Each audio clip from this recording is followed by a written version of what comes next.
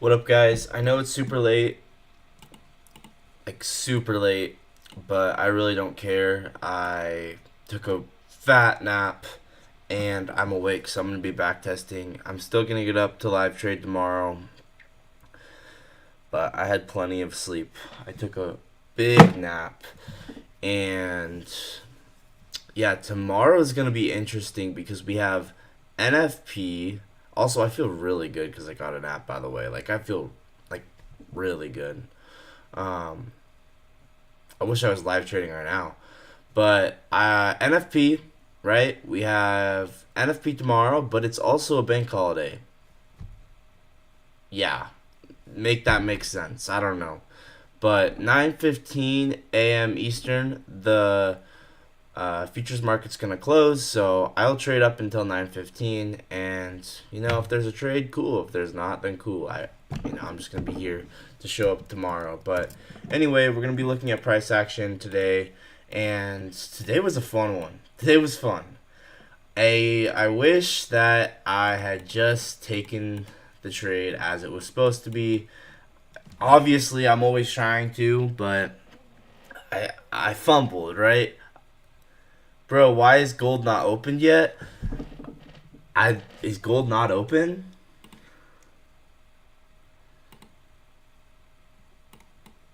Gold's not open? Whack, bro. I don't know. That is whack. I see what you're saying. It's not open.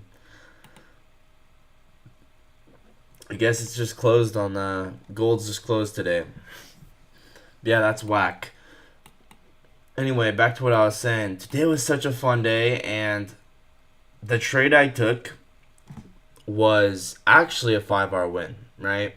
It was a 5-hour win, and according to my back testing, I could have taken it two ways. I could have taken it on the close for one contract, or I could have taken it on the retest for two contracts. It was the first percent for value gap inversion. And I took it on the close for two contracts, compromised my stop loss according to my back testing. It was an accident, but that's the reality of live trading. So I took a loss when it really should have been a 5-hour win, and well,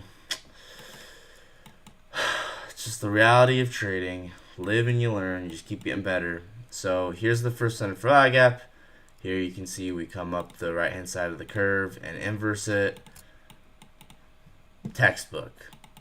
Straight up textbook. Like, it doesn't get more textbook than this. Even if you don't like this close, you can wait for this close, and then boom, off to the races.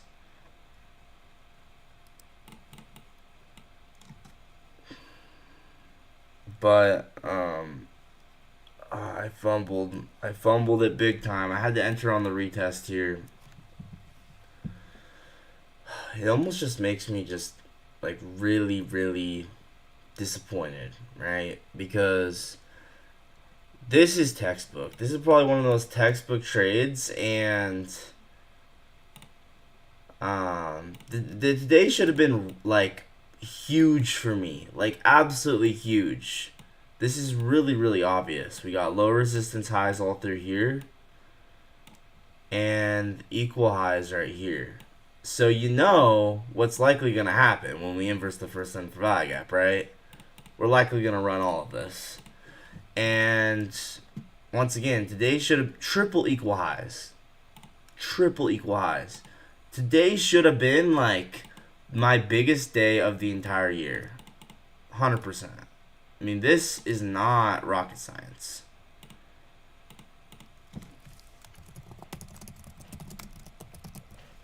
But once again, I fumbled. So what even happened is I somehow got filled up all the way up here.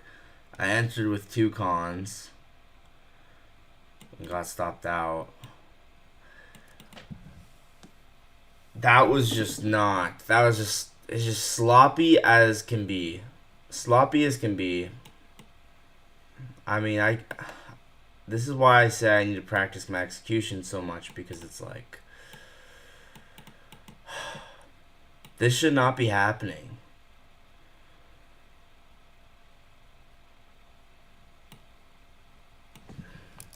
So I was probably gonna take profit at the end of the LRLR here. Actually, let me think. Let's get out the true opens. I want to look at those as well. Right? And I'm gonna get out my journal. It's days like today that just make you, at least for me, like it makes me so confident in my success because I know that I'm capable of these kinds of trades. From an outside perspective, it makes people even less confident in my success. And the irony of it all is it's only increasing my confidence. I just, got to refine it. Can you explain to me why does manipulation leg happen? What do you mean? Like in general? Like why is there a manipulation leg like this? Like you just mean in general, why is there a manipulation leg? I can explain that. But let me know if that's what you mean. But guys, this just absolutely devastating. I mean, like I can't once again, I had to enter either on the retest of this for 2 cons or a close for 1 con. So I would have targeted, let's see.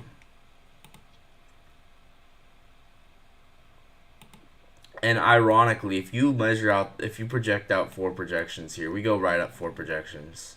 I mean, it goes to show if you take trades as they're supposed to be taken, you're going to get insane precision.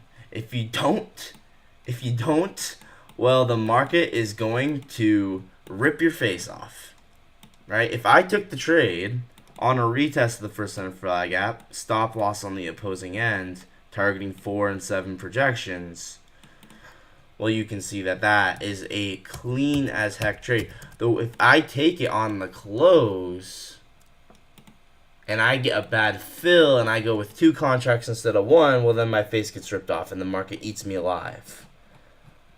Right? These little niche things that should not... Like, I know what the trade is that I wanted to take if it wasn't obvious enough. I knew it all the way down here. I knew, okay, I'm going to anticipate that first center for value gap to get inversed. Okay, cool, it got inversed. And then I fumble. And it's like, this should not be that hard. But anyway, we're going to make some notes and we're going to make sure this doesn't happen again. So, once again, I fumbled. I was probably going to target the end of this LRLR here. So this is how I meant to take it here.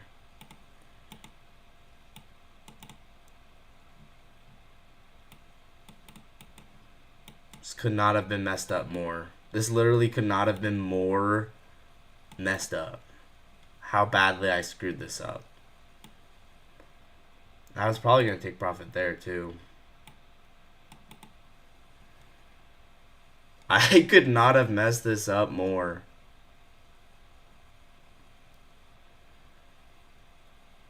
Let's just say that I would take profit at the end of the LRLR. That's like pretty logical.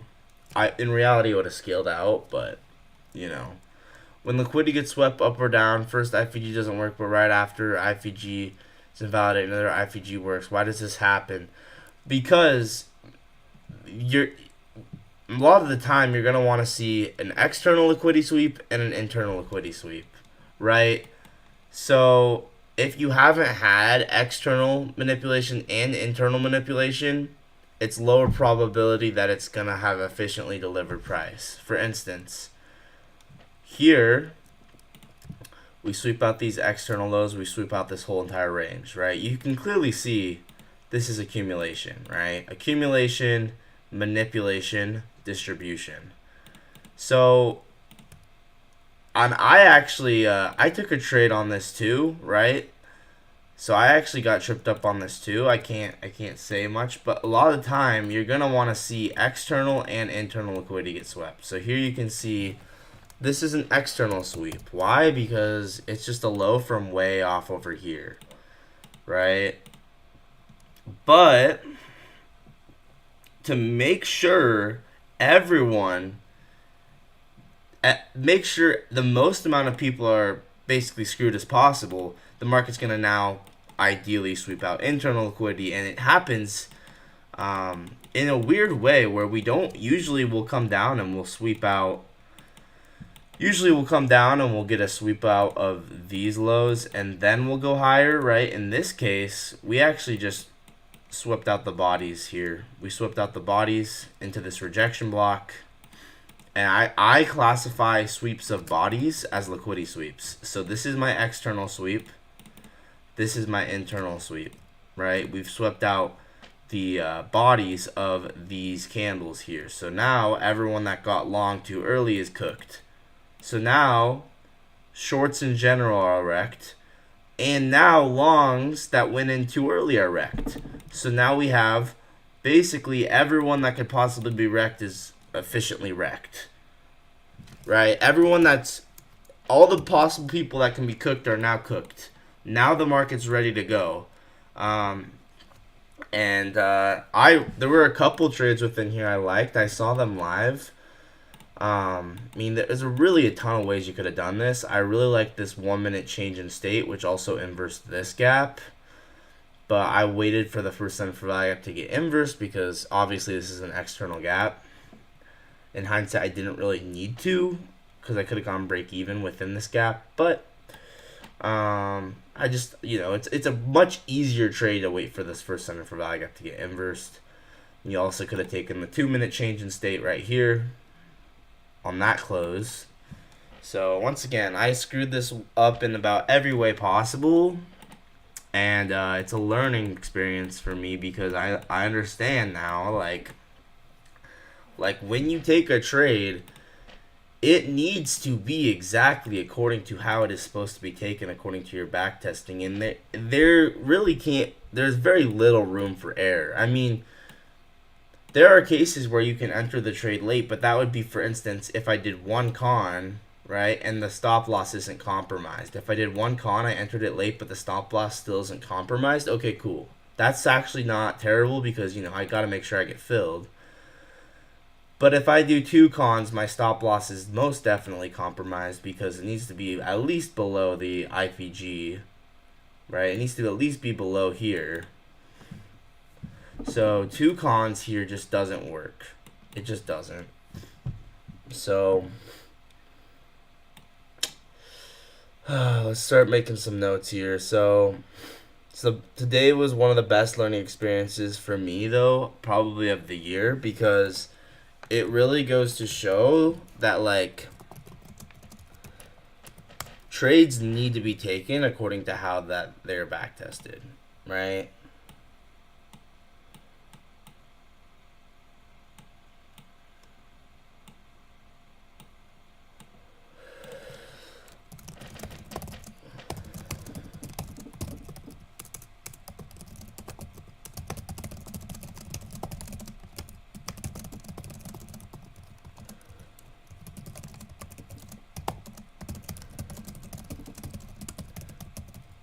And stop losses can never be compromised. In this trade, I entered it with a compromised stop loss. Stop loss needed to be at least behind the IPG, meaning I could have entered it on the close for one con. I could have entered it where I did, which was a little late after the close for one con. Or I could have entered it on the retest for two cons. But the one thing I couldn't do, which is the one thing I did, was to enter where I did after the close late for two cons, because now my stop loss is compromised. It needed to be on the other side of the first presented for value gap IPG. This trade, was a 5R, and in all ways it was a 5R and did hit 5R. I just took it incorrectly. I need to learn from this.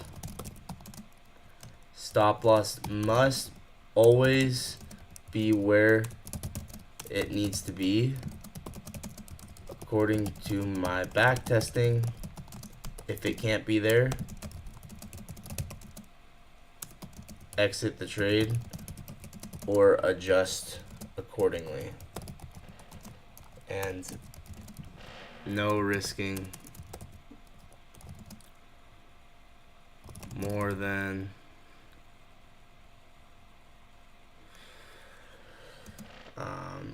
one unit of risk.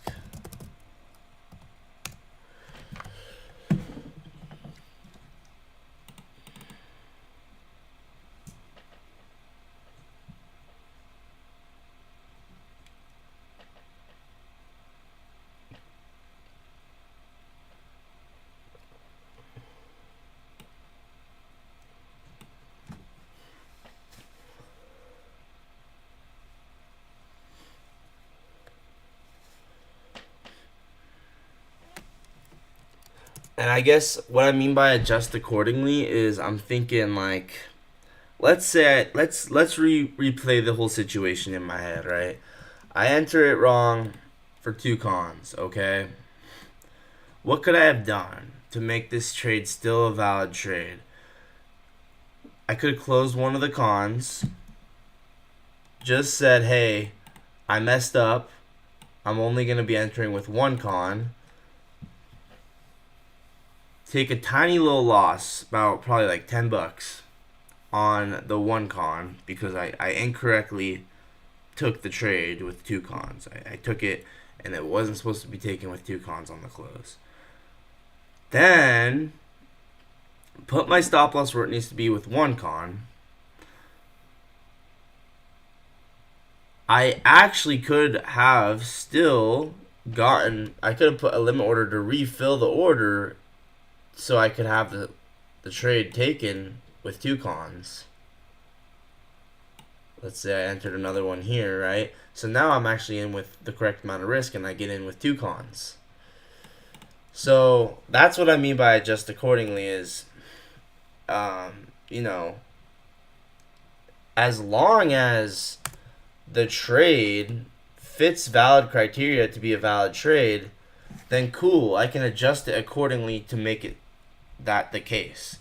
And I have to be able to figure that all out in the moment in my head, right? And it's not easy to do. But I have to have the discipline to say that I have to adjust accordingly. I have to say, okay, I'm not supposed to be in with 2 cons right now. I either need to be in with 1 con. So I'm going to exit 1 con, move stop loss to where it needs to be. I can get in with 2 cons if it comes down to this level and then adjust accordingly. Yeah. Anyway, big lesson learned on this trade today. And yeah, it takes a lot of emotional intelligence, discipline, and quick reflexes to really be able to manage a trade like this in real time. So, but it's a skill that I'm going to keep working on. So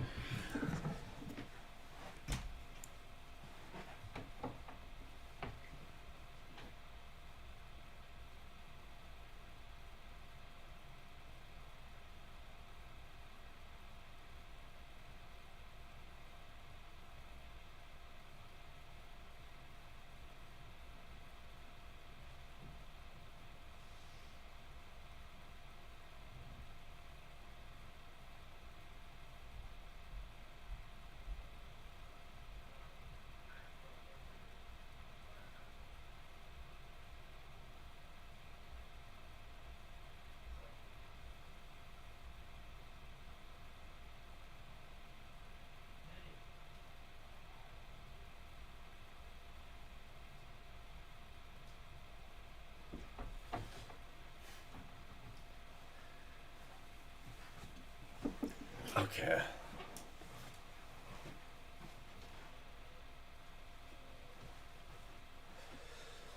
So once again, in real life, what happened is I thought this thing inversed. Well, it did inverse. I entered within the wick of this.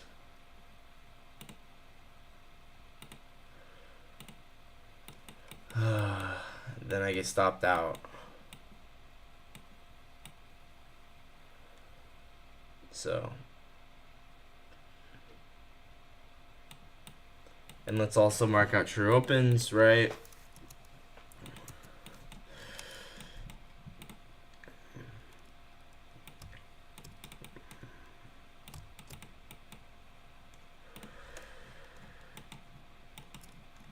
But this is what gave me so much conviction. Not to mention, I kind of had it on high time frame analysis, and I was super bullish. Like, after doing all the high time frame analysis I needed to do, I realized market's probably going to go fill that RTH gap above that's about to form. And yeah, it was just a giant market maker buy model. We had a weekly volume balance that we filled. And, you know, I messed it up. But whatever, man. I almost wondered, this move down here, 952. That might have been a Reaper trade. I'm actually curious. We'd have to check that out.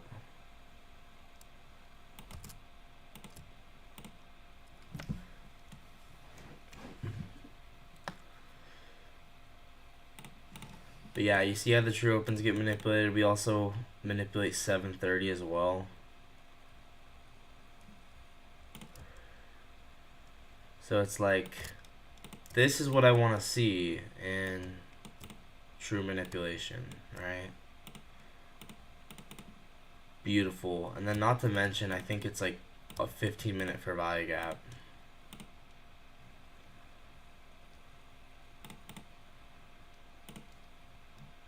Which is I wanted to see that 15-minute gap filled, and it got filled. It was like perfect. The market was perfect. It was like, it was an easy day. It really was, in every way.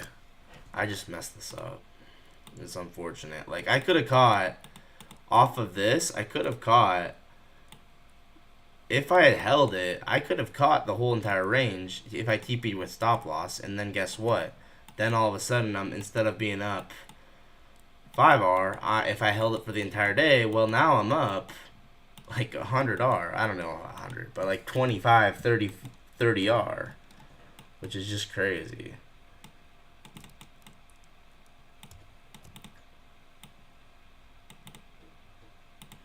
But I mean, this, yeah, this was beautiful. So, once again, this is the trade as I messed it up. Not the way I should have taken it, but you guys saw me try to take it live, and whatever. Once again, either needed to enter with one con or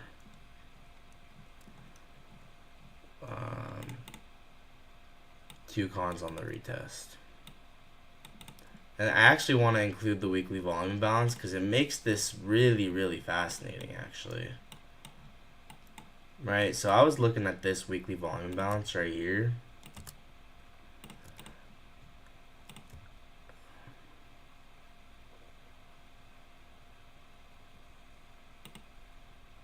Wait. Close, open.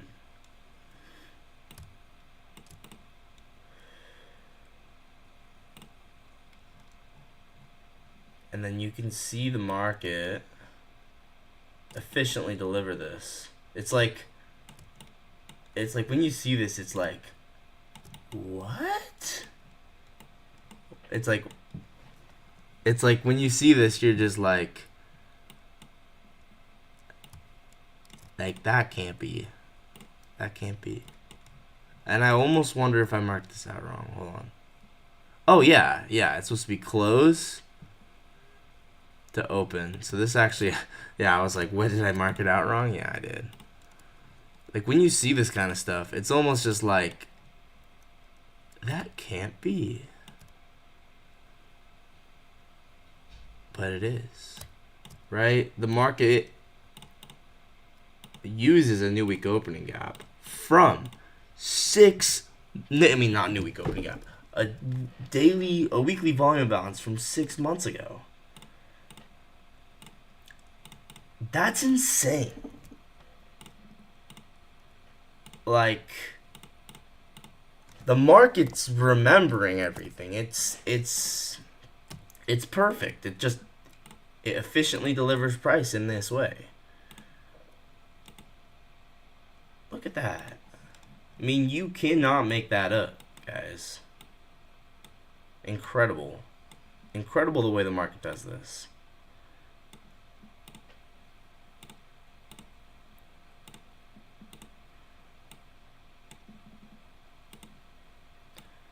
Can't believe I messed this trade up.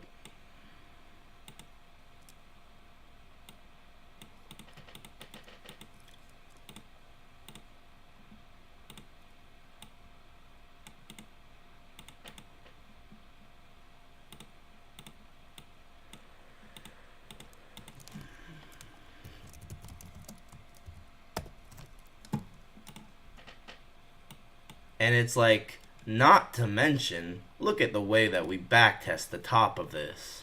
I didn't even realize that.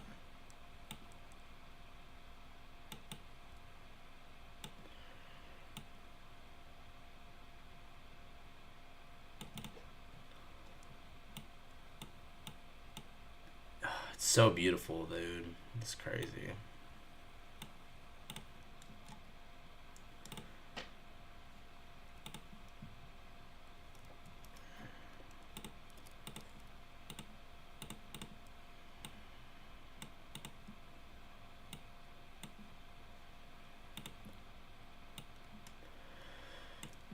So, once again, you guys see how I messed this up?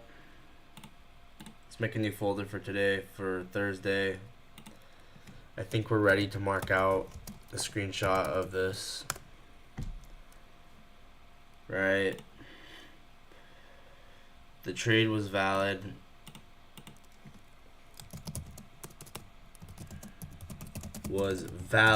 But executed with a compromised stop loss that is not according to my back testing.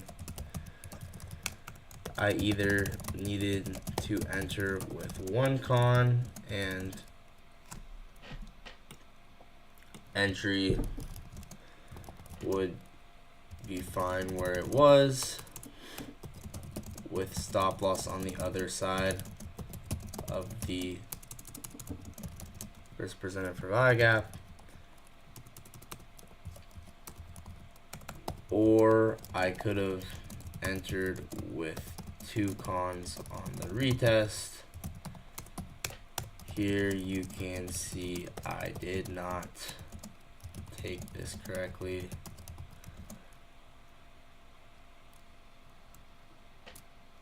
Here you can see stop loss was not placed correctly.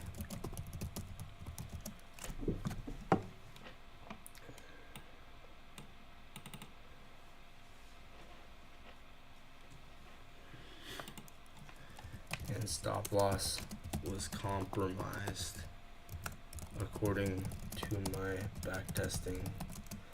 Big lesson from today.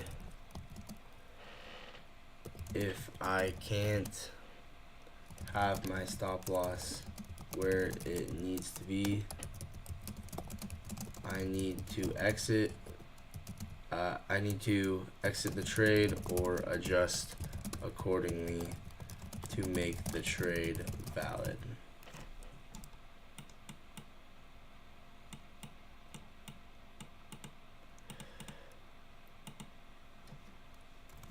But in general, it's just better to execute the trade correctly in the first place.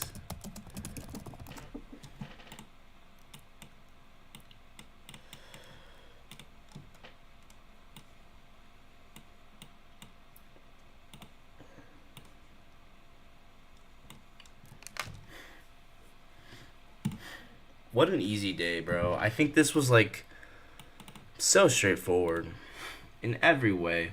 I could not have messed this up more.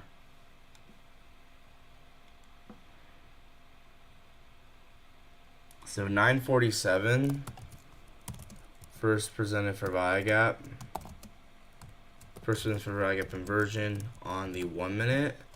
I took this live, and I'm just gonna put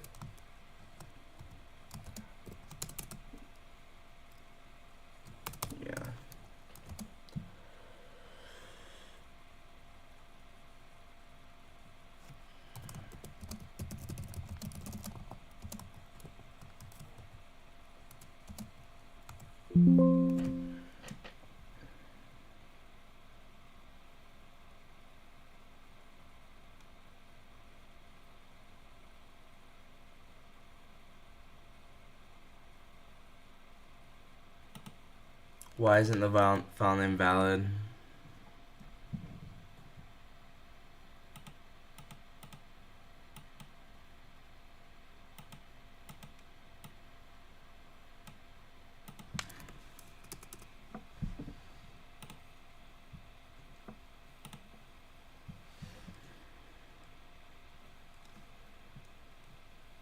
So once again, I needed to enter with either 2 cons on the retest. Here, let me actually mark first of all.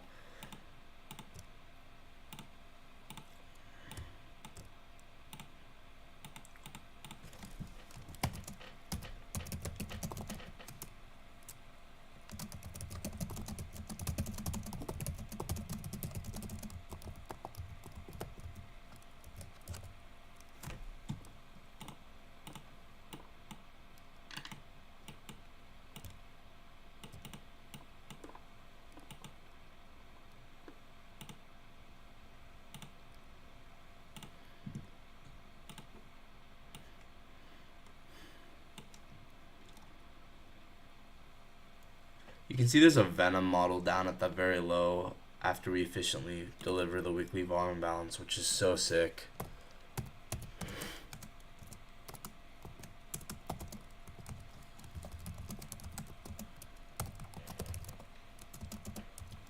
That's actually so cool if you think about it. So once again, the ideal way I take this is stop loss goes on the other end of the first center for value gap like this, and then run this up to the triple equal. I don't care what anyone says, bro. This is such a high conviction trade to the triple equal highs. Like I would just say just hold all off for that. I mean, obviously you could scale out, but this actually is not a 5R. This is 6R. This is not a 5R. This is a 6R trade. Had I taken this correctly. And it's a baller trade too, bro. This is like, I mean, not even mentioning we retest this. Like, is that not just beautiful?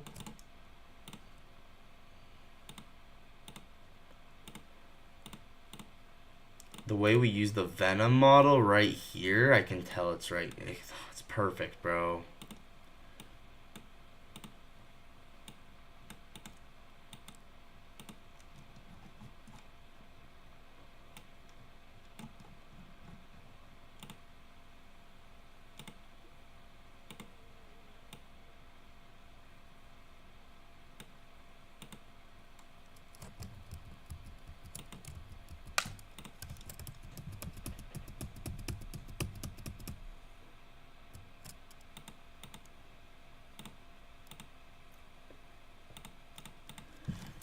Whoops.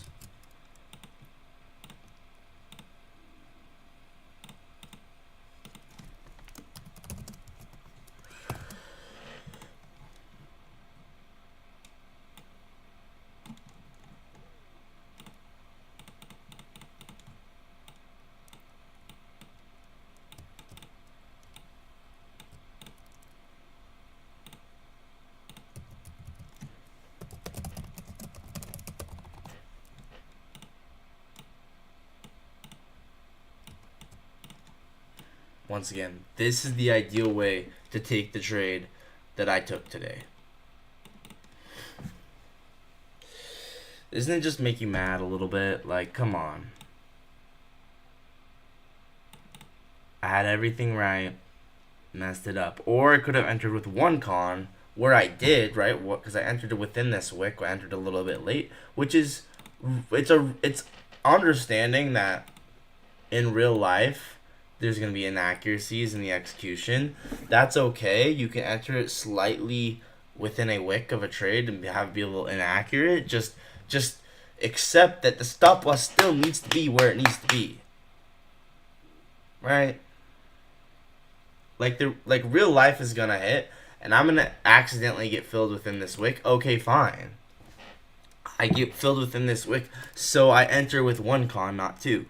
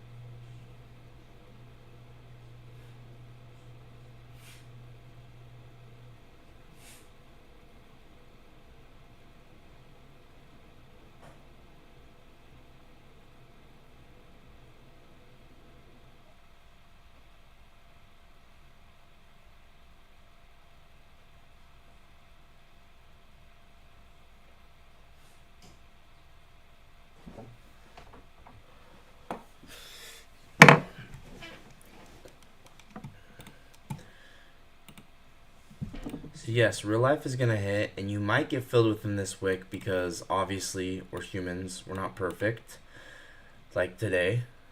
But if this happens, where I get filled within this wick, yes, in real life, executions are not perfect. You may intend to enter on the close and you're filled within this wick. Okay, fine. Whatever, but make sure your stop loss is not compromised according to your backtesting.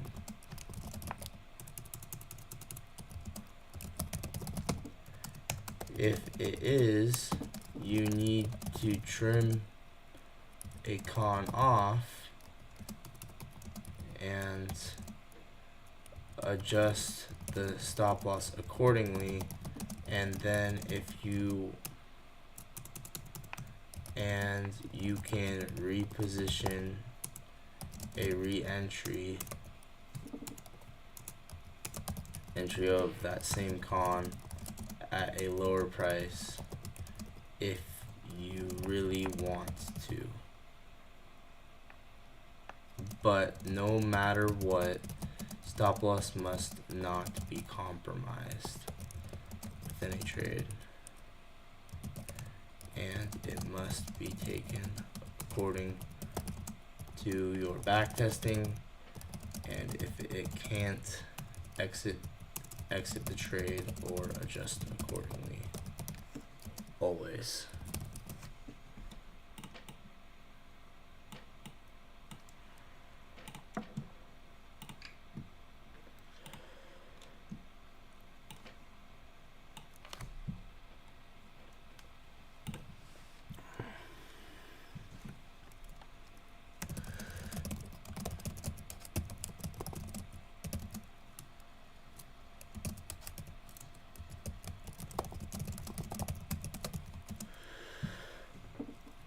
Okay, fine, but accordingly, no matter what, and make sure stop loss is not compromised. Right? Does that make sense? So, for instance, I could be in with one con here, and this is actually a very, very comfortable trade, even though I enter within that wick where I did. With one con, this trade actually becomes very, very comfortable. And this is a way I could have taken the trade. I could have just gone in with one con.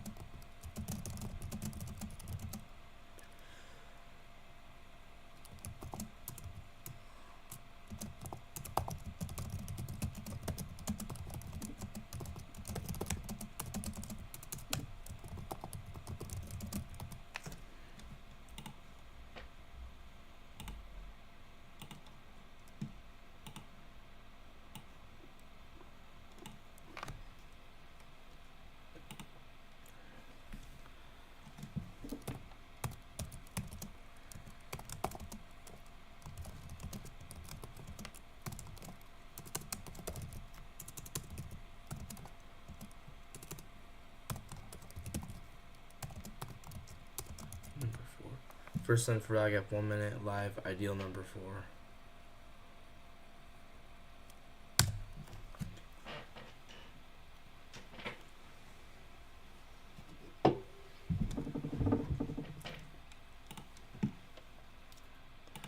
But yeah, a lot to learn from this.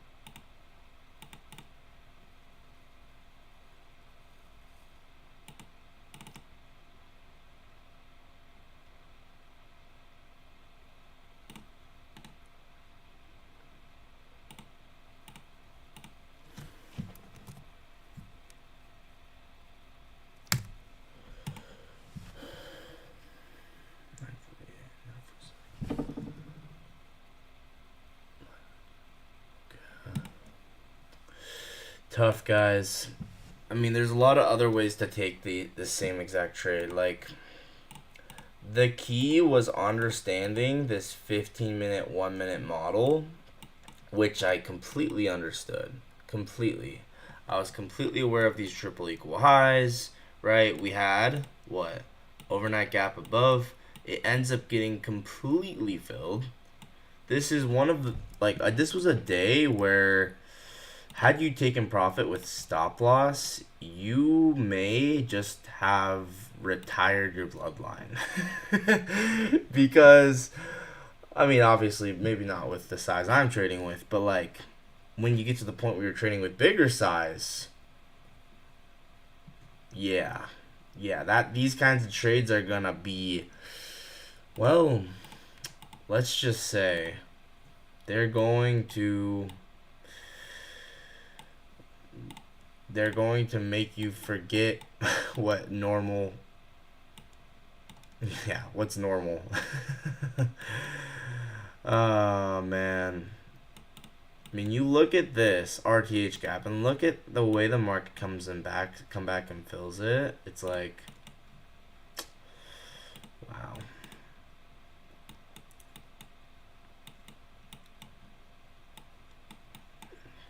Once again, could not have messed this up more.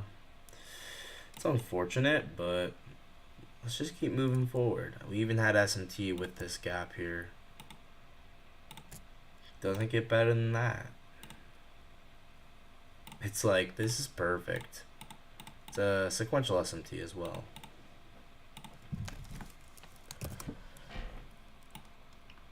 Jeez, dude. This makes me wanna, like, I don't know, cry with tears of joy because of how beautiful the market is. This is so nice. This is crazy. I mean, I think, once again, I was anticipating this 15-minute for value gap to get filled. I entered a little early on the outside bar off the 30-second, off the filling of it, and to be fair, the outside bar technically, if you never went break even, it catches the low of the entire day, which it's pretty cool. But it does get break evened out, which is fine. But honestly, was it super high probability with the external gap? Probably not. Was it better to probably wait for to get rejected by that external gap and then go higher after that? Yeah, probably. Let's actually take note of that, right? So I take this outside bar, and it's not bad, right? Let's take note of this. So yeah, like I said, I take this outside bar. It's not bad. Go break even, obviously, because I'm not crazy. If I see that much displacement, I'm gonna go break even. So very reasonable for me to go break even here, and yeah, we drive up, go break even probably somewhere within here, right? Get break evened out. But was this idea wrong? No, it wasn't. It really wasn't wrong at all. Actually, it was completely right. Boom, break even, came back. We wanted to sweep out internal liquidity. That's what needed to happen.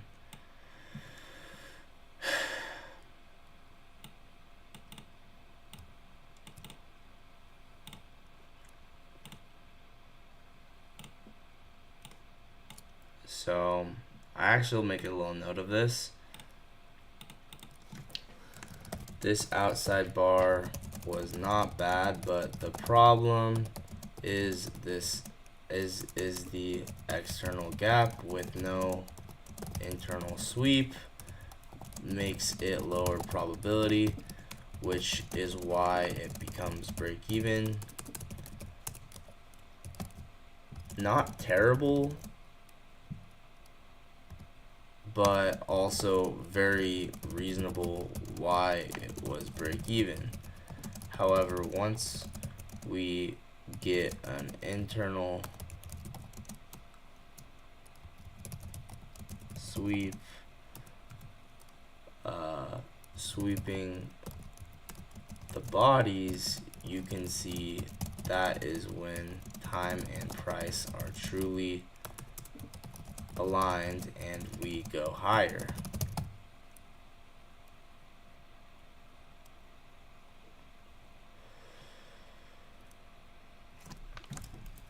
right? I'm talking about this.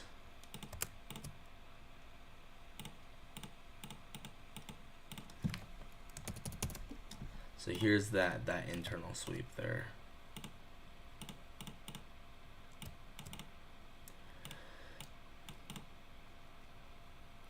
And if you really think about it, there's a lot of way better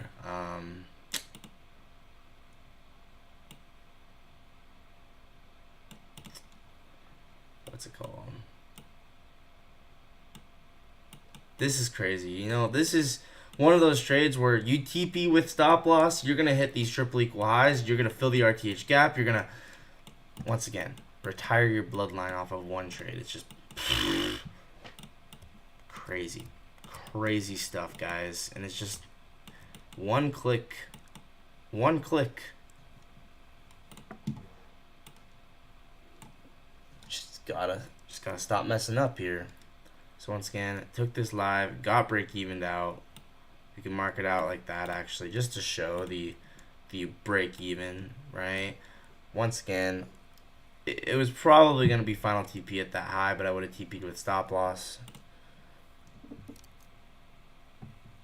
So 940.30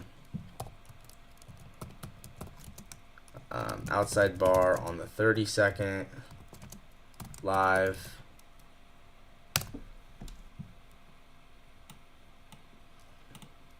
So now, was this trade bad?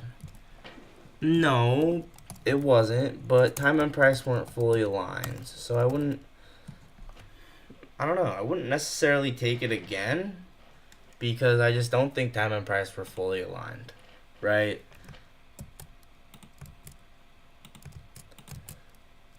So I'm gonna make some notes on this. Was this trade bad?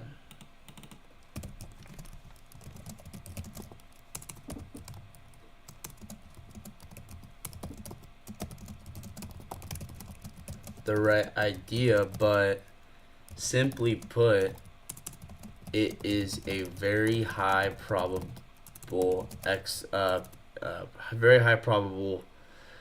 break-even trade because of the external gap with no internal liquidity having been swept, and also a little early.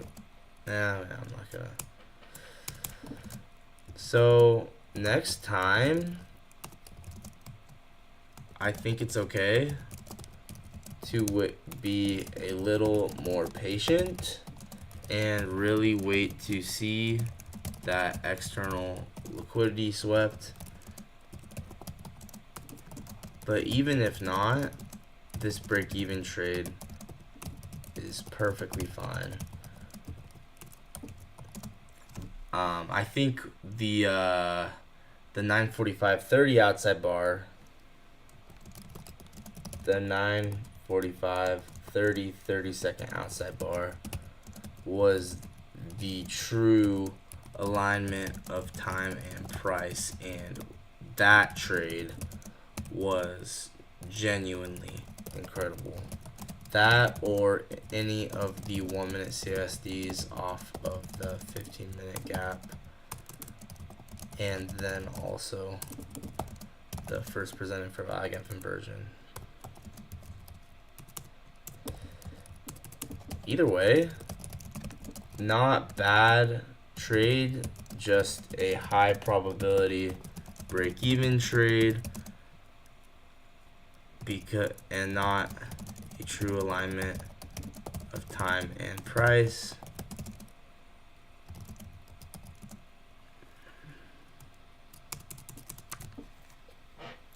Yeah, not a true alignment of time and price.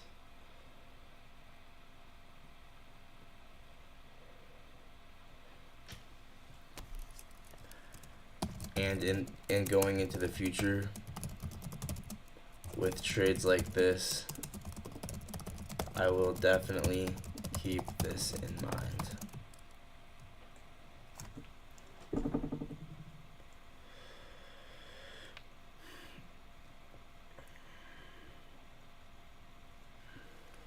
Still not bad though.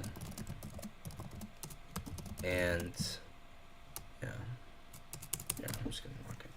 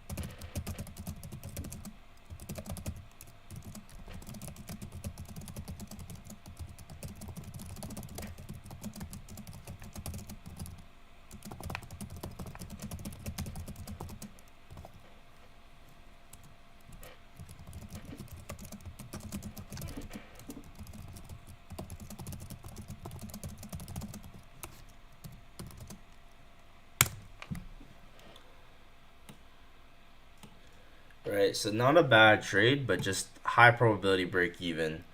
Realistically, I think I would have gone probably like, since it says 5.6R, I probably would have gone like take profit at like 2R and then 5R. Or, yeah, or TP with stop loss or something. Let's just say average would have been 3.5 and then final TP would have been 5 or 3.25. Not a bad trade.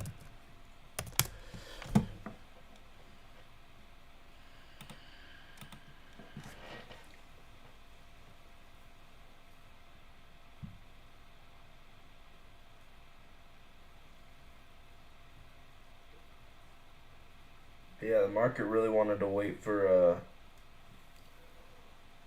true alignment of time and price, which could have happened in many different ways.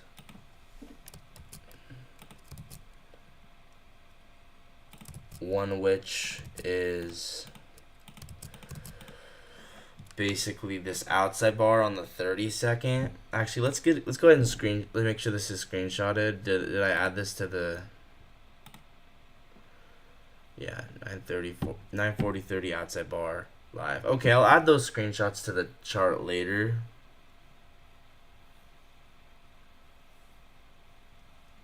And this other trade is 9:47.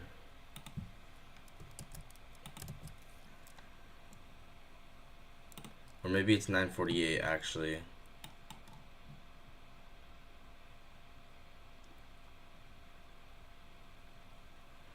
Yes, because it needs to be on the close of this candle, which makes it 9:48.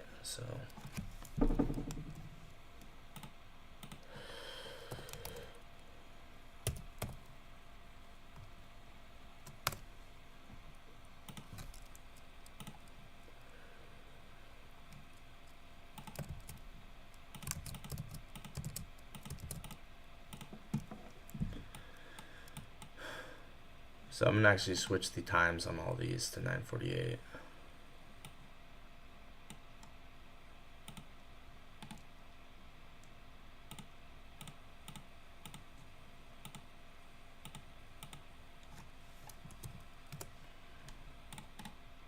It's a very valuable learning experience for me. I mean, reality is, if you can wait for internal and external liquidity sweeps, you're going to be taking some pretty good trades. And internal liquidity sweeps, it's so weird because they can come in the most interesting forms you wouldn't expect. I'll show you what I mean.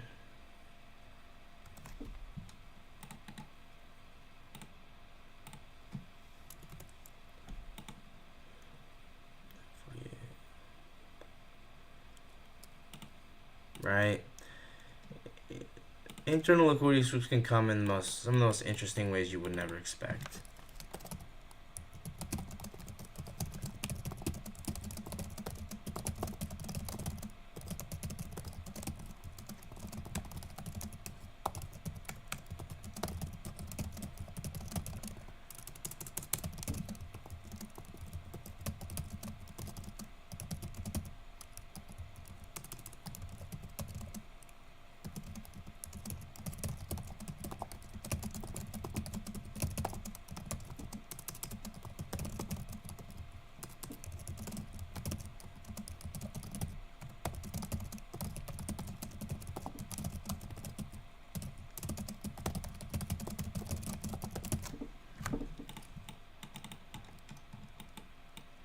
right? You see what I'm saying with this, right? So we get the outside bar, and it's not until the external gap rejects price, we come down, sweep the bodies, keep in mind efficiently manipulating the 15-minute fair value gap.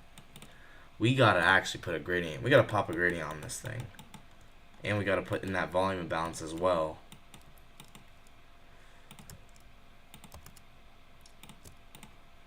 You put volume imbalance on this thing, pop a gradient on it.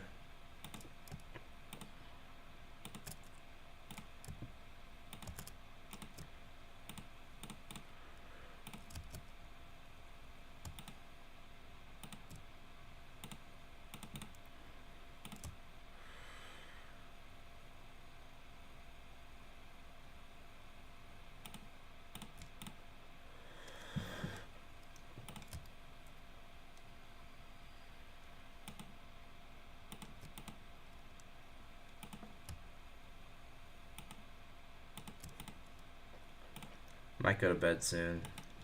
Wow, I want to film the market recap. Okay, I'll definitely film a market recap today. I know I should.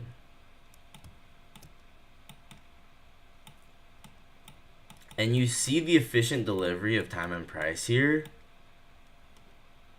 How does it come? It comes as a filling of reclaiming of this 15-minute for 15-minute. What am I saying? The efficient delivery of this of time and price comes in the form of we fill this 15-minute gap here into the volume imbalance, and that internal liquidity sweep occurs into it.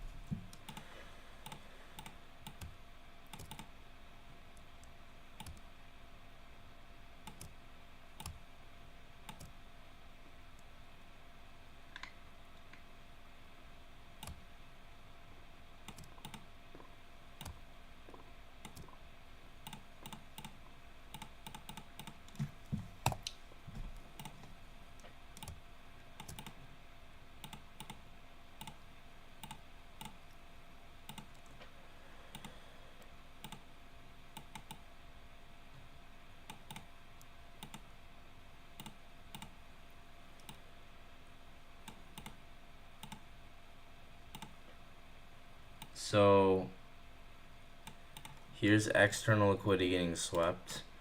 The internal sweep, it happens in a way you would not expect.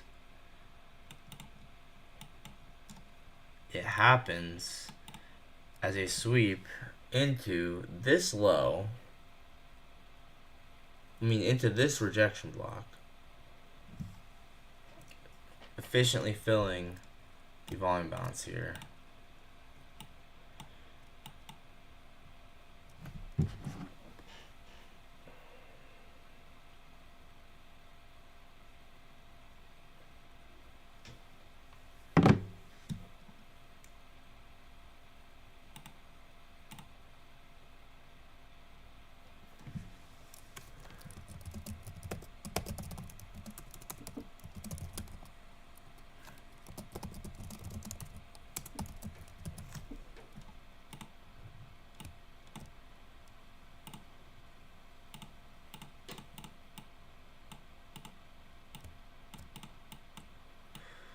Right, you see the efficient delivery of this 15-minute fair value gap and use of I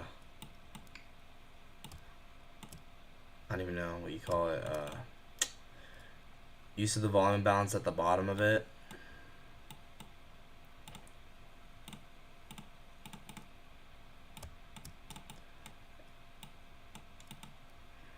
If that doesn't get you like crazy hyped, I don't know what does. That's insane.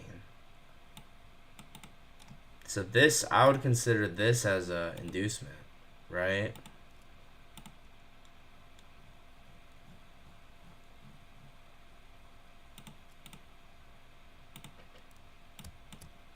So there's your internal liquidity sweep. And now time and price are fully aligned into that volume imbalance.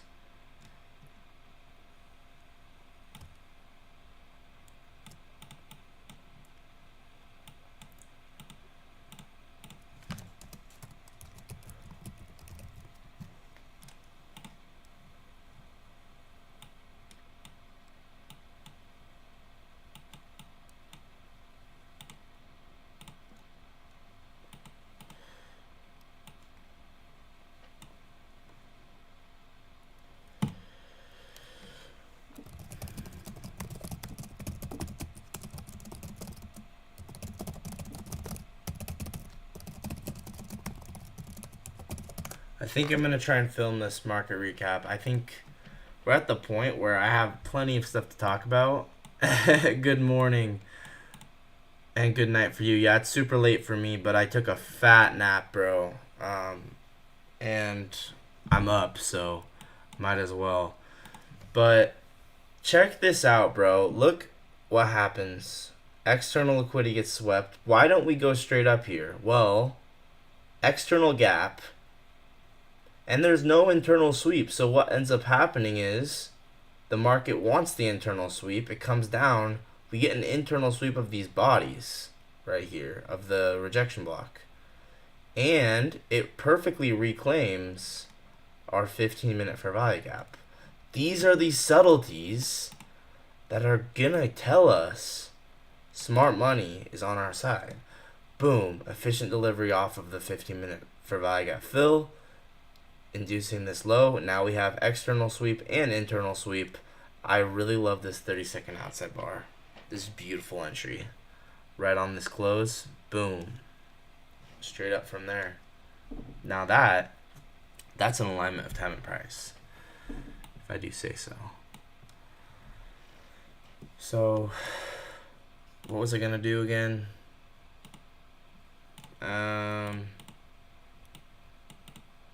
What did I screenshot this yet?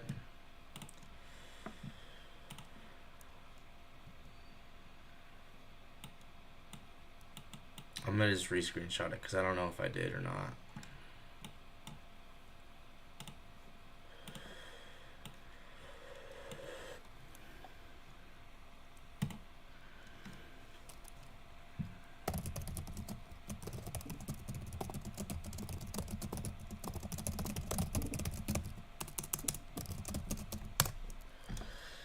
Yeah, so anyway, the trade I really like that was a really nice alignment of time and price was this 30-second outside bar.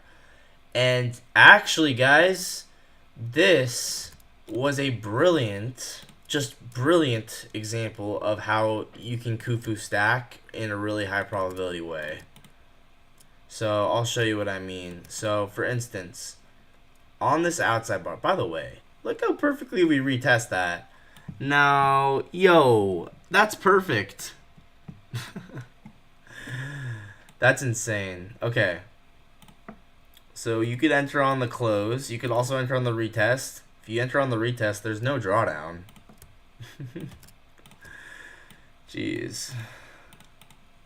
Alright, we'll mark both versions out, right? So you enter on the close. Boom. Stop loss below the other end of the outside bar. So you probably enter with about one con on this. And then, you know, maybe go for the LRLR above, whatever, or you can just go for this high. That's a 3R right there. So there's the outside bar off of this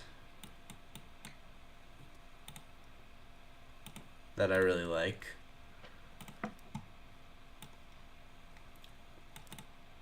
Now, once again, if we enter on the retest instead, so 945.30 outside bar, obviously take profit with stop loss, you would have gotten much bigger of a trade, but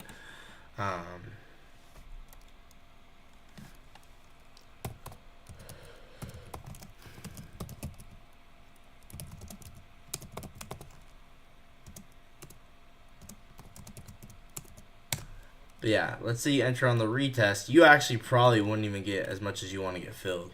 When you see no drawdown to the tick, that's how you know that you were aligned with smart money, because what that means is smart money was trying to fill so many orders there that the market literally couldn't get all their orders filled. Isn't that insane to think about? Like, if you enter a trade with no drawdown, you basically enter a perfect trade, because that means that smart money couldn't even fill enough orders at that price level. So just always remember that. Like, if you ever enter a trade with a perfect accuracy to the tick, you basically you were that was a 3,000 level trade, essentially, is what that means. Like, from a chess elo standpoint.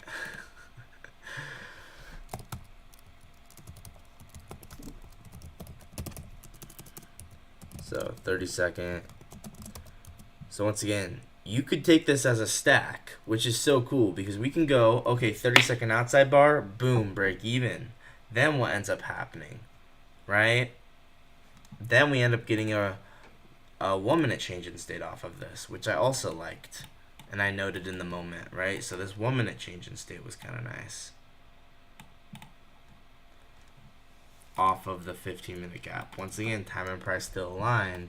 We're going into the macro. Okay. So this is how you do that. The stacking is, you got in there. Okay. You're in break even on that same trade. Let's go in again with a stack entry, because we still have a lot of conviction in these highs. Right? And all of a sudden you go from, you only risk 1R, but you're up in double size and triple the size. Then all of a sudden you're in quadruple the size, and then it hits TP at the equal highs. You just hit a 40R trade. I mean, I did it on demo today, actually, which is so cool.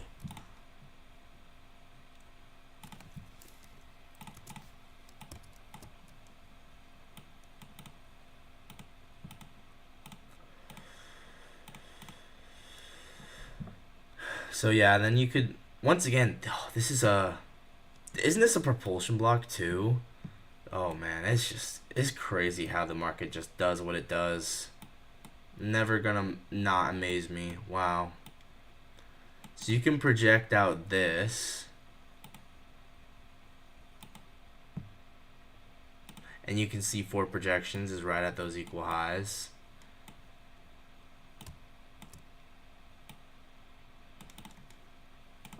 I need to film soon, because I gotta go to bed.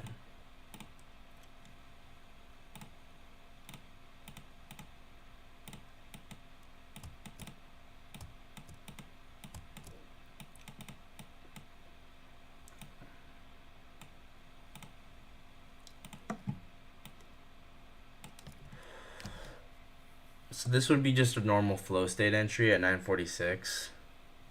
Going into the macro, right? We're not just gonna, let's record that as well. Because we're not just gonna, we're not just gonna discredit the macro. We can't do that. We can't do that to our boy. I don't know why I said it like that, but you get what I'm saying, alright? Like, we can't, this is going into the macro. It's nice. It's showing, like, hey, additional confluence. This time is aligned. We're gonna go higher.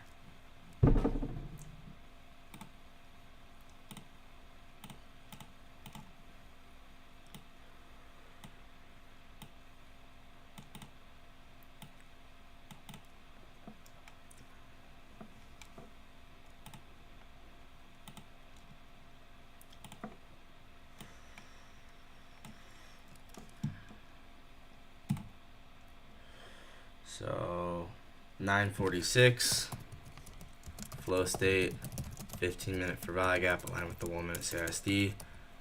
cool thing is we could actually go down and we could have actually aligned the 15-minute with even this 1-minute CISD.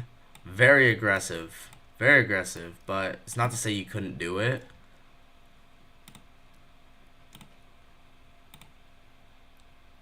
Because if you had conviction, you really could, right? Very, very aggressive trade. The sniper model delivers perfectly. That's besides the point.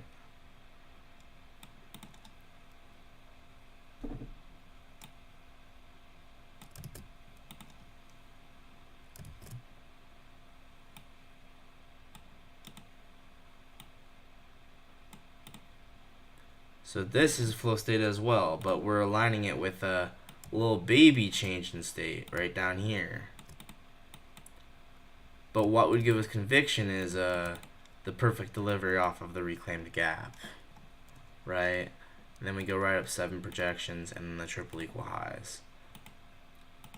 I'm sorry, I'm keeping distracted, but like there's so much to look at. And then once again, my sniper model where you take OTE of the projections. I'll show you that too.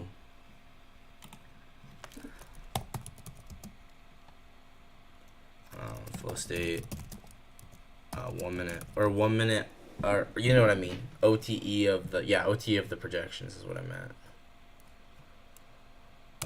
15-minute, 1 minute at 9:45. And then sniper model, if you don't remember, or if maybe I've never really talked about it, but sniper model is when you take the flow state model and you enter at OTE instead, and now you just turned the regular flow state into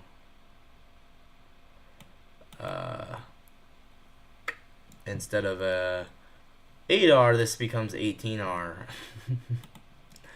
Pretty cool.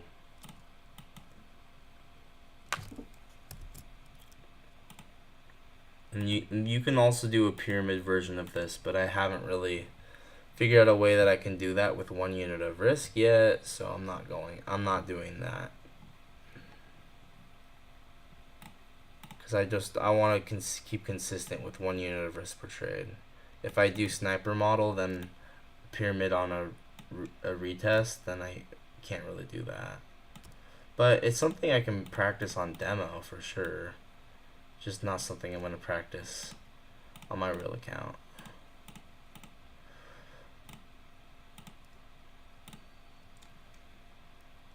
Bro, don't you sleep? Sometimes. No, but what happened is I got a big nap in, so I am actually chilling, and I'm still gonna get up to live trade tomorrow, so we're chilling. 9:45, boom, you hit the OTE of that flow state right there. That's my sniper model.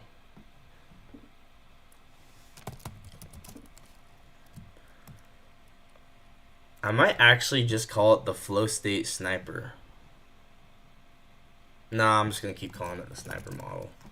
9:45 sniper model. 15-minute aligned with the 1 minute. He's Goku, bro. Thanks, bro. So once again, sniper model takes flow state, measured from the same way you would normally measure projections, but instead of entering at the normal entry,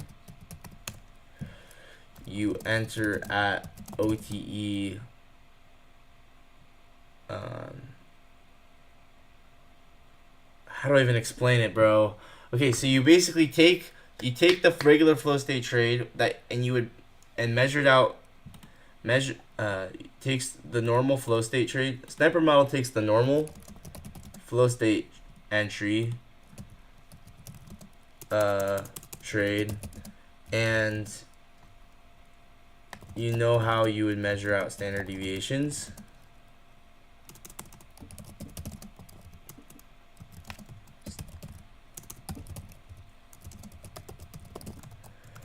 Well, take that same projection and find OTE of it.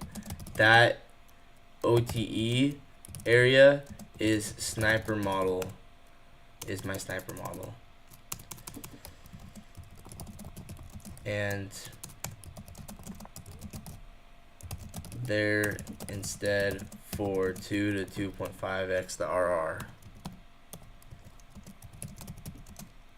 Can you explain to me how you identify your bias? Yeah, I spend like an hour and a half in the morning going top down, finding our higher time frame draw on liquidity, finding key levels, and framing in higher time frame models going all the way down from the highest time frame down.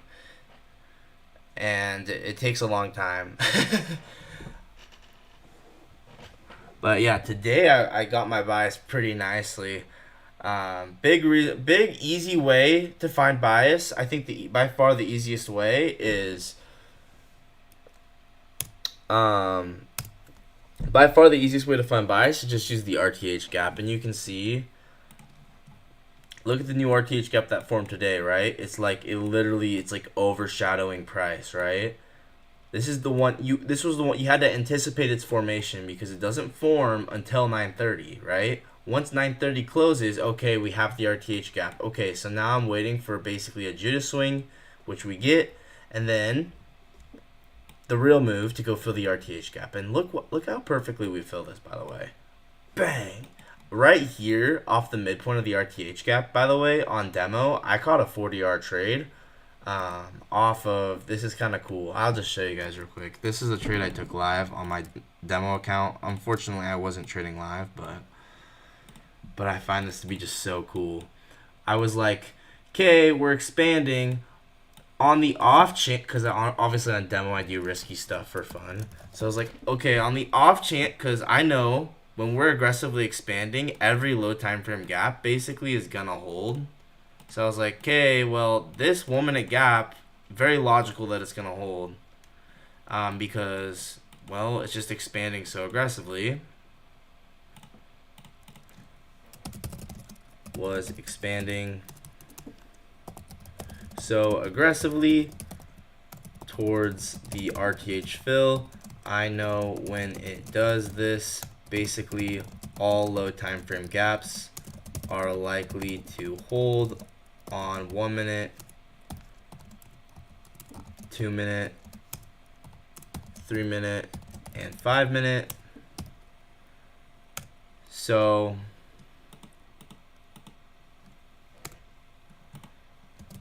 you can get pretty aggressive with entering on low time frame CISD off these gaps to the high time frame drawn liquidity, right? So this was the logic behind it. Can I also confirm my bias by high time frame fair value gaps? Yeah, if you can figure out, make sure that not all fair value gaps are going to be I would say with inversion fair value gaps, look for fair value gaps to get inversed.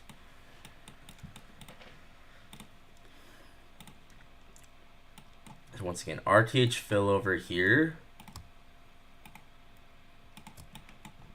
So I know if the market's in aggressive expansion, it's like in a little mode. It's a little mode it's in. It's like it's an upset toddler or something, or like upset family member, and it wants what it wants.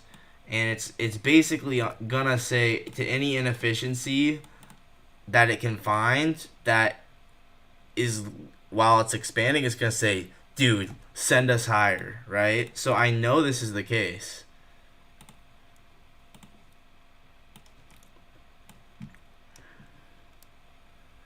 So with this in mind, when market is aggressively expanding,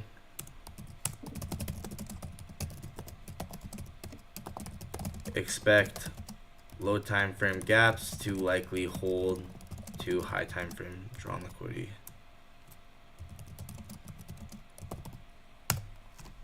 So with that in mind, what did I do? Very simple. I just looked for a line time frame change in state, which is the 5-second, right? You're not gonna believe me, but I entered on the 5-second change in state. I really did.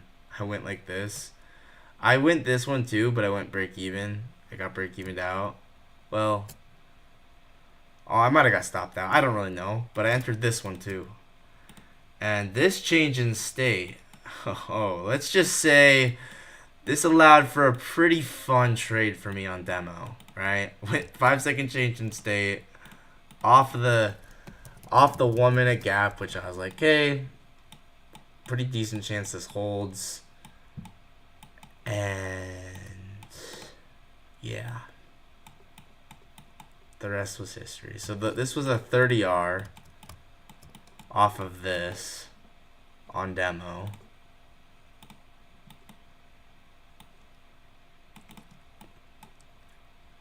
And then I stacked on an outside bar on the 1 minute. And, or I guess it was a 24R, whatever. I don't really care, right?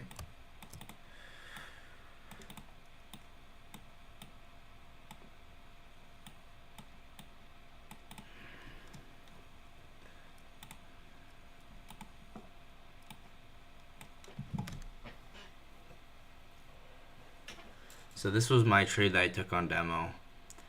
Not 10, 30, 20 demo.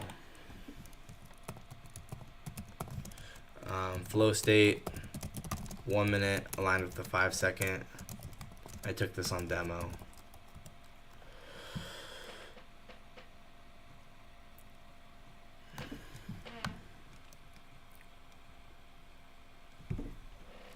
But yeah, basically I took this, then I went break even at some point.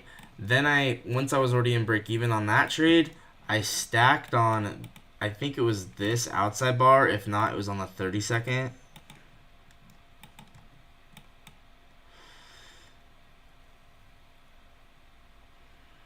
Might have been on the 2 minute as well. Yeah, it was crazy. It was crazy. I think it was on the 1 minute. So I took a stack on the 1 minute on this outside bar. So then I stacked. I entered on this outside bar because I was already in break even on this one. So I call it, whenever I take a stack when I'm already in break even, it's called, if it's 2, it's the Joser stack. If it's 3, it's Khufu stack. If it's 4, it's Machu Picchu. And I made up those names, yes. And then this one, I guess hit for 8R. So I said 40R. In reality, it was like 32R. Whatever. I don't care. It's still really good. And yeah, then this hit TP, and yeah, I did take this.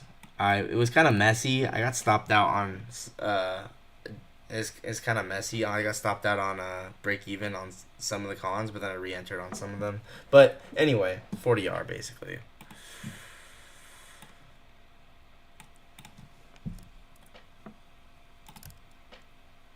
And I need to film the market recap probably. But I'm just having a lot of fun making this, I'm not gonna lie. Or just looking at the market today.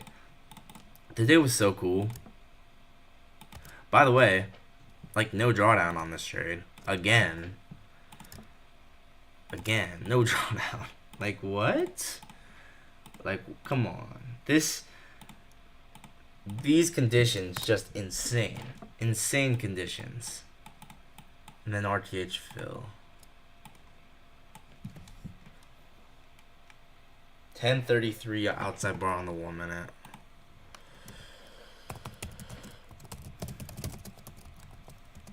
And I took this one on demo as well. And this one was the Joser stack.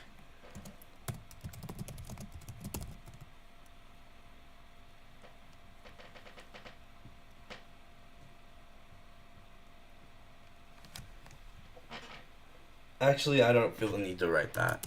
I'm just going to put demo.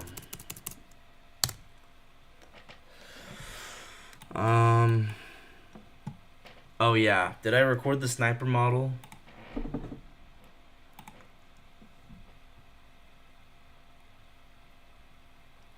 I don't think I did. Oh, maybe I did. I did. 9:45. Sniper.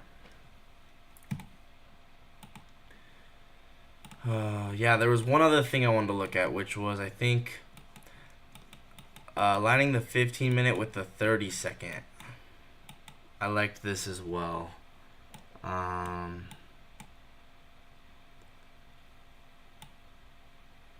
So entering on this close, obviously, little aggressive, a little bit, but it's pretty high RR. I like this as well.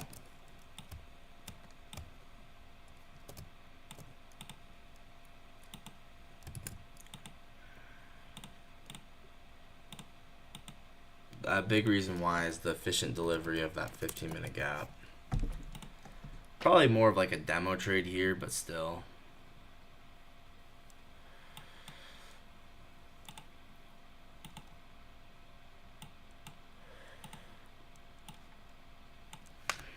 Obviously, there were probably shorts in there as well.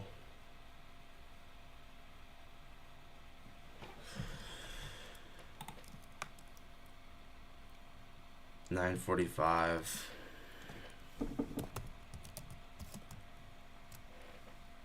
Crazy.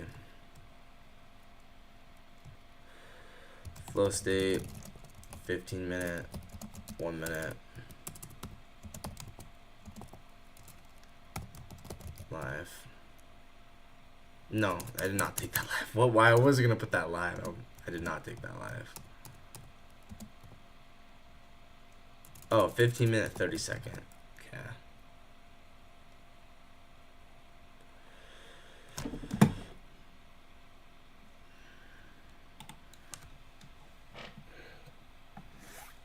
Okay, last thing I want to look at is just is the Venom model after the efficient delivery of this June 30th weekly volume imbalance. This was insane. This is like one of those things that makes you want to just, I don't know. It just makes you so happy. It just makes you so happy. It's like, wow, these markets are so cool. Right? Look. After we finally efficiently deliver the June 30th weekly volume balance, we efficiently deliver it.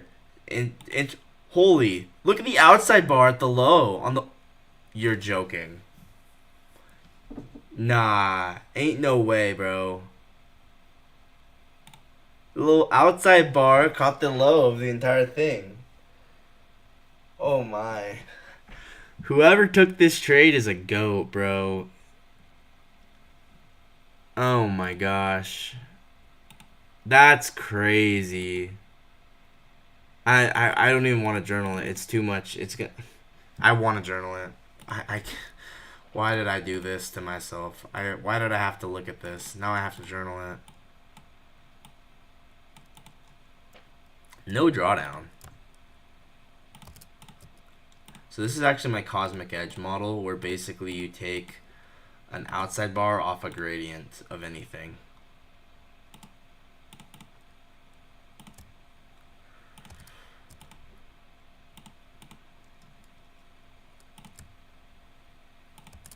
In this case, it's off a gradient of the June 30th weekly volume balance.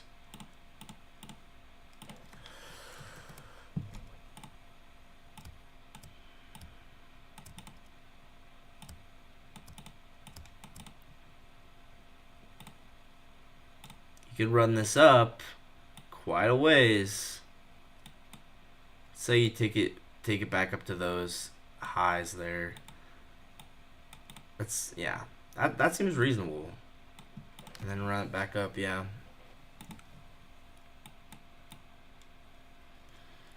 And also you could have taken this as an inversion for value gap.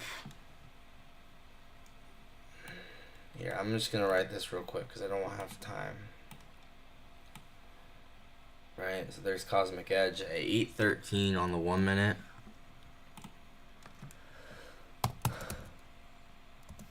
Cosmic edge, June 30th, J30, weekly VI low aligned with a 1 minute outside bar.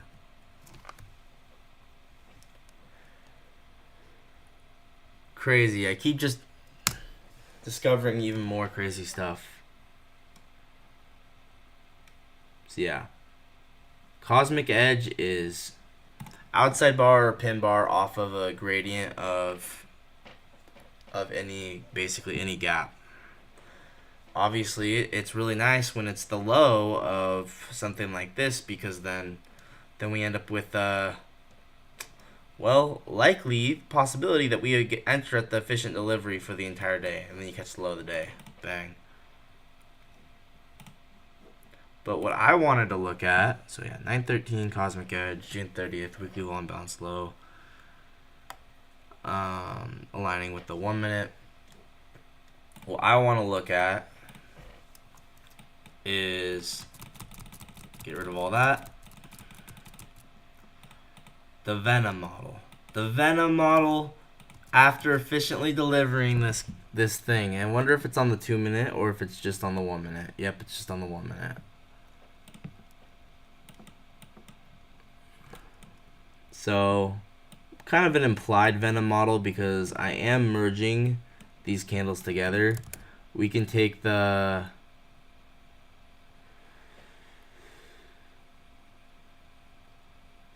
we can do this in a few different ways.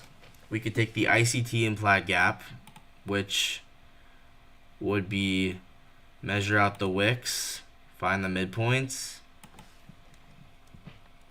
and then I'm just going to try and see which one's best.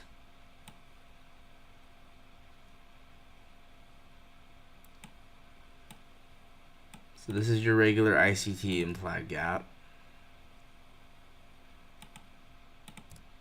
But we only want to include the overlapping areas. So it would really be just this.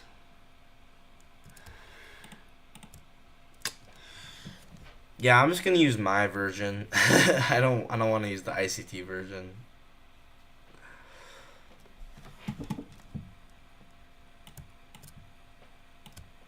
So my version, I just say, okay, this is just clearly a BPR if I just merge all these candles together. Honestly, I think the clearest area where it's a BPR is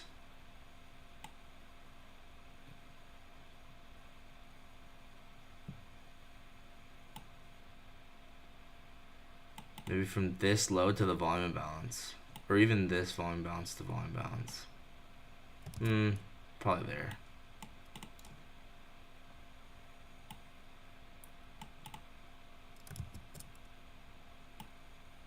I don't know, but clearly it's a BPR is the point.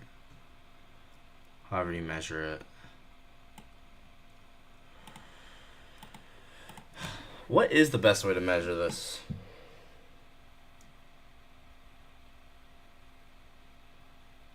I'm trying to think. It actually might be using the ICT version. Actually. Fine. Let's measure it out ICT's way.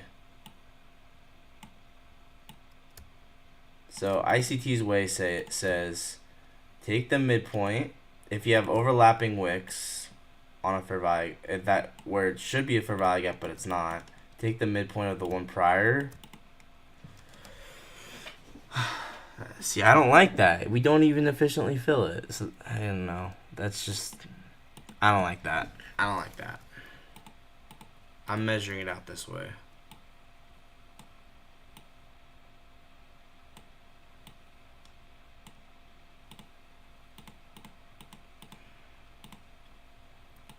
I think, yeah, I'm going to film the market recap, then go to bed. So 1 minute Venom model. After efficiently delivering this, crazy high probability. Well, I mean, not high probability, but you get what I mean. Like, crazy RR.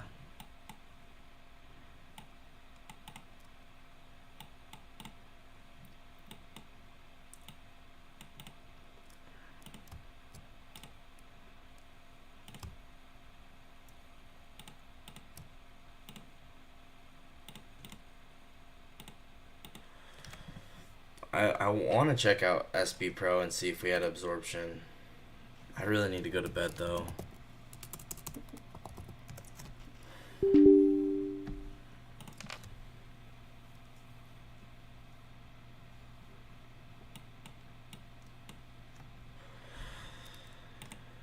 And as always, I'll check for a line time frame change in state. But this is one of the coolest things is like Venom model after efficient delivery of an inefficiency is actually really cool.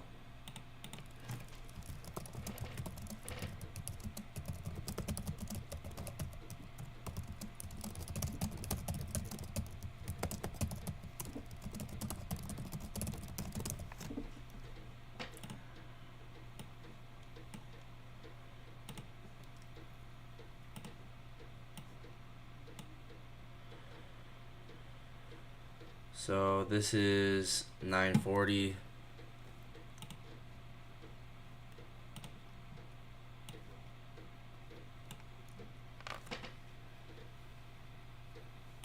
Venom model.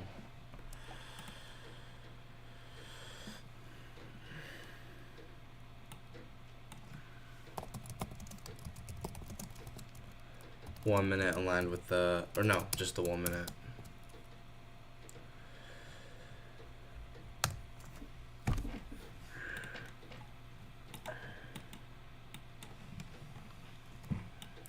I mean, you can just go to the 5-second here, and there's gonna be a change in state off of this that's gonna deliver price perfectly.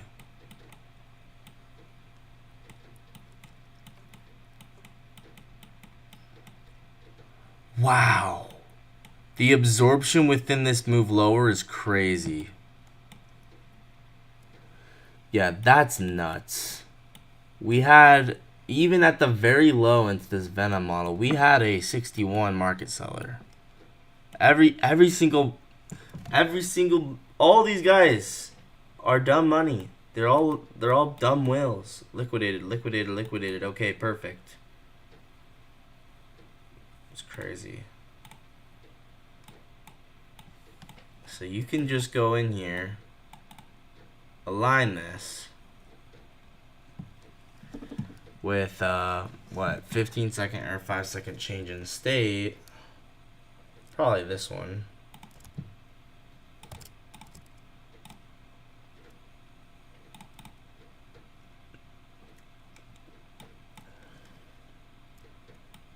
Now, obviously this one's more precise.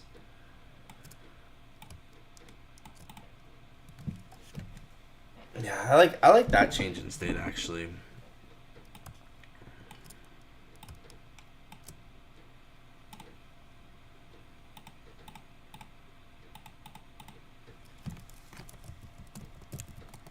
Yeah, you might say that's hindsight, and either way, if I entered on that change in state, okay. So, like, that's still a great entry. But this, I like this because it's like, okay, I'm just gonna merge these two candles together as one order block. Whatever. Because I'm not using this as the order block. That's too small.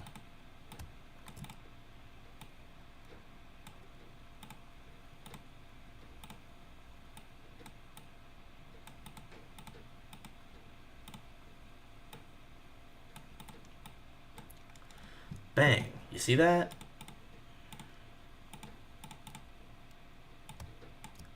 Delivery higher. Off the change in state of delivery. Off of the Venom. Venom. It's crazy. You can enter right there.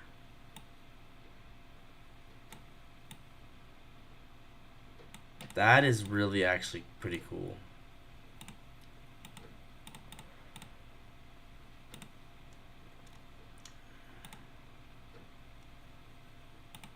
Not much drawdown on this.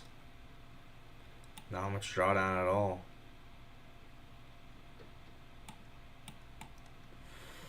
Yeah, just take this up to triple equal highs and you're basically chilling.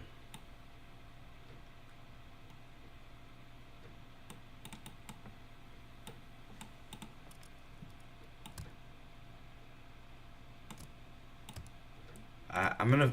This is the last thing I'm gonna look at, and then I'm gonna film market recap and go to bed.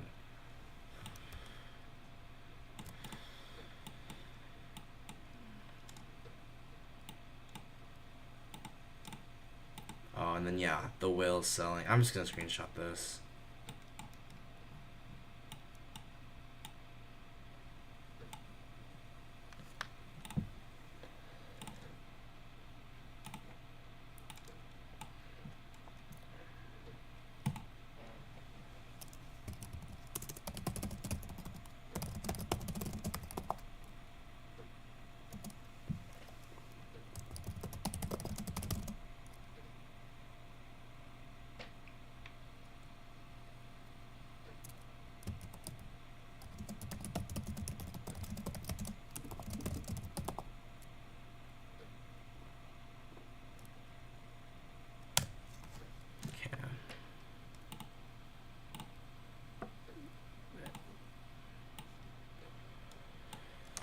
Okay.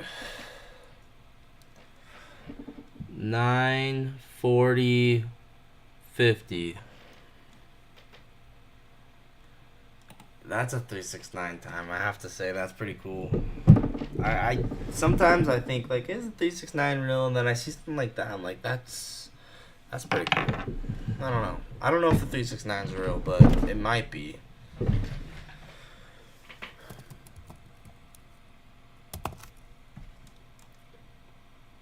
$940.50. Venom plus 1 minute aligned with the 5-second. Okay.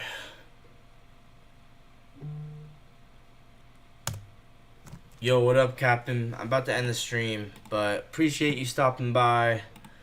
A lot of really cool stuff today. A lot of really cool stuff. I think we just gotta end the stream, bro. I'm about to film the market recap. I gotta get some sleep, so I'll see you guys in the next one. Peace out, and I will be live trading tomorrow morning. Yes, I know it's in 5 hours, and yeah, I got enough sleep. Yeah, it's good to see you too. I got a fat nap in, so that's why I'm still awake. I'll see you guys later.